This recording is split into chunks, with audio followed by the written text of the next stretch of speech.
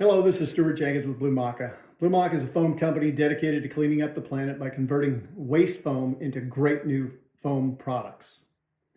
The footwear industry has long determined the level of sustainability in foam by weighing the difference between the virgin content and the sustainable content, the bio content. And that seems like a perfectly reasonable thing to do when you're formulating chemicals. But when it comes to determining the sustainability level of recycled foam midsoles, weight is absolutely the wrong measurement. It will actually take you in the wrong direction. At Blue Maca, we just finished our LCA and we found out that the weight of the recycled materials we use has no impact and no positive impact at all on our carbon footprint. None. And let me see if I can demonstrate why that is. When you determine the sustainability level of recycled foam, it's really about displacement. You need to pack in recycled content as tightly and as much of it as possible. Think of this as a midsole mold, and this is how tightly we would pack it. Not much room left.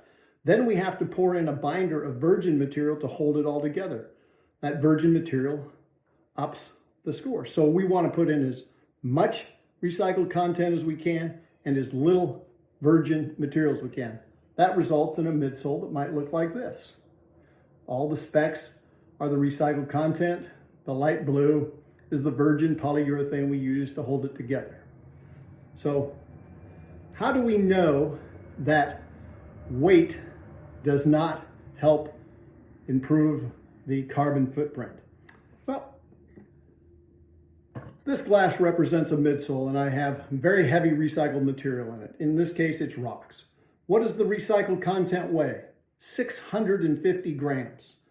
Now we have a midsole with recycled foam in it. What does that recycled content weigh? 63 grams. So this recycled content is over 10 times heavier than this. But if we don't, it doesn't cost me any more carbon footprint dollars or kilowatt hours to convert this heavy material or this light material into this midsole. But now we have to fill in the gaps with virgin material. In our case, at Blue Maca, polyurethane. So how much polyurethane does it take to fill in these gaps? You can see it doesn't take very long, and I've filled that out. If I weigh that, it's 84 grams of virgin material. Now let's fill up the heavy recycled midsole. Fill in those gaps. Takes a little while longer. Fill it right up the top. That is 182 grams. So despite the fact that this recycled content is 10 times heavier than this foam content, I have to use over twice as much virgin material to fill in the gaps.